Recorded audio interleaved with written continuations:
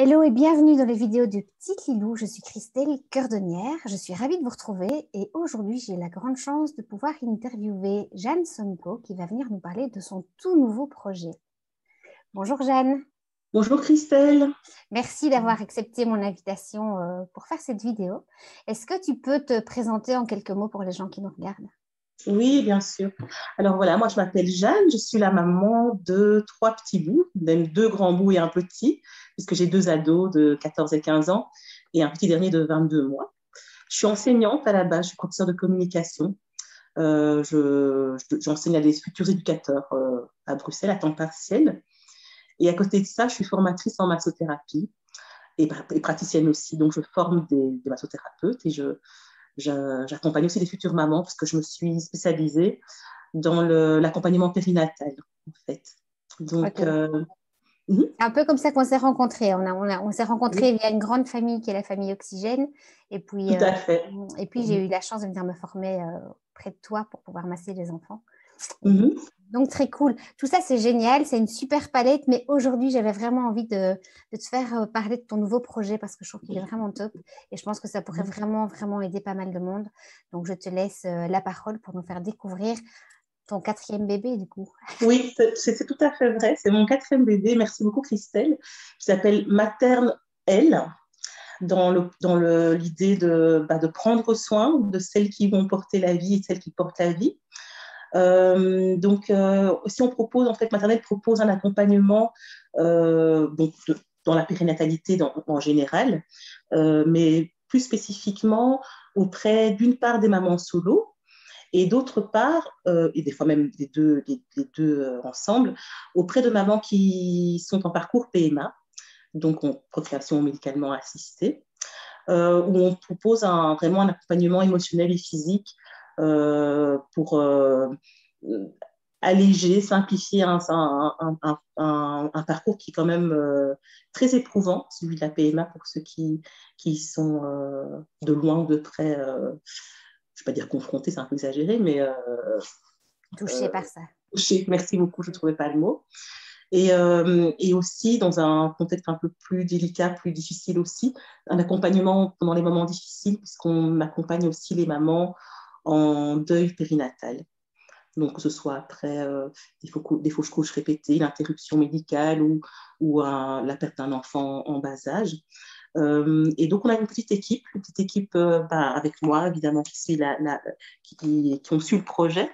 En tant que massothérapeute, je me suis spécialisée dans la massothérapie préconceptionnelle. Et alors, on travaille avec une hypnothérapeute, une doula et une yoga-thérapeute, où on a toute une palette de services qui peuvent venir, d'une part, soutenir les moments difficiles et aussi venir booster un petit peu, même un petit peu beaucoup, tout ce qui est au niveau de la fertilité pour arriver à ce plus tant attendu de beaucoup de mamans et qui n'est pas toujours aussi évident que ça. Ce qui pourrait paraître être tout naturel, ne l'est malheureusement pas toujours.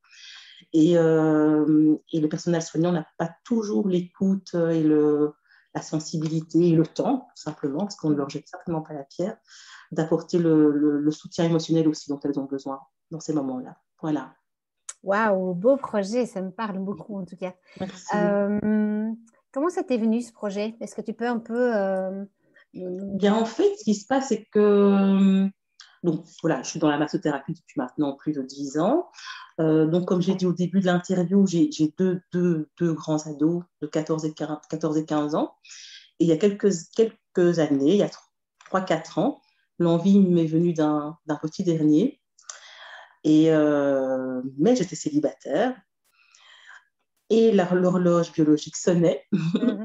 Et donc, j'ai, de fil en aiguille, naturellement pris la décision de ne pas faire une croix sur ce rêve, mais de le réaliser seule.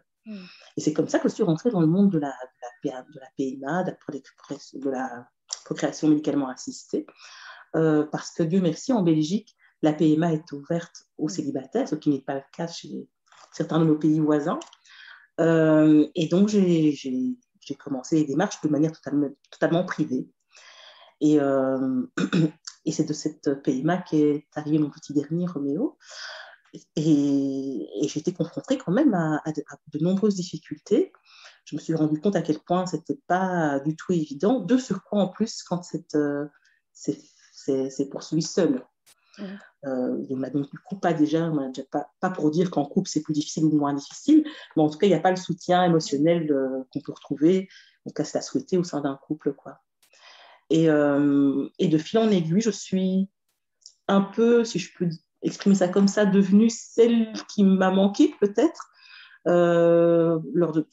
pendant ce parcours, pendant ce projet, avec l'envie voilà, d'apporter ce qui m'a semblé être un vide dans l'accompagnement en parcours PMA. Et ensuite, j'ai fait un petit peu le pont entre mon activité déjà de massothérapeute et en étant maintenant dans une offre plus spécifique liée à la préconception et l'accompagnement périnatal. Voilà. Ok, c'est ça que j'avais envie un petit peu que tu nous racontes, c'est que tu n'as pas sorti ça de ton chapeau, c'est vraiment un chemin que toi tu as arpenté. Voilà, C'est on vraiment un apprend chemin de vie, oui, oui. simple, ouais, et j'aime beaucoup ta formule quand tu dis je suis celle qui m'a manqué à ce moment-là. Oui, Et je trouve c'est ce que ça, c'est.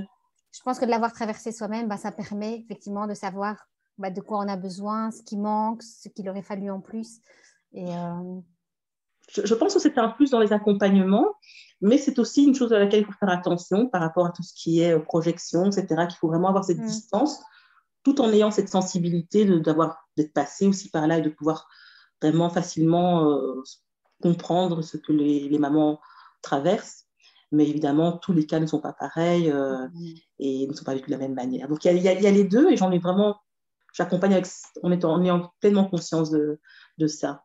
Donc, voilà. Super, merci en tout cas pour ce beau projet. Je pense que Avec je grand fais le souhait en plaisir. tout cas que beaucoup de mamans t'entendent et puissent savoir que ça existe déjà et qu'elles ne sont pas Oui, obligées de vivre ça toutes seules dans tous les sens du terme.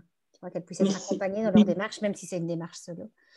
C'est intéressant ce que tu dis, si je peux encore juste dire une Oui, petite bien chose. sûr, bien sûr. C'est qu'on a un groupe, donc il y a une page Facebook, hein, mais il y a un groupe privé pour les mamans solo et qui s'appelle, euh, allez, Procréer seul, mais pas en solo, mais pas seul.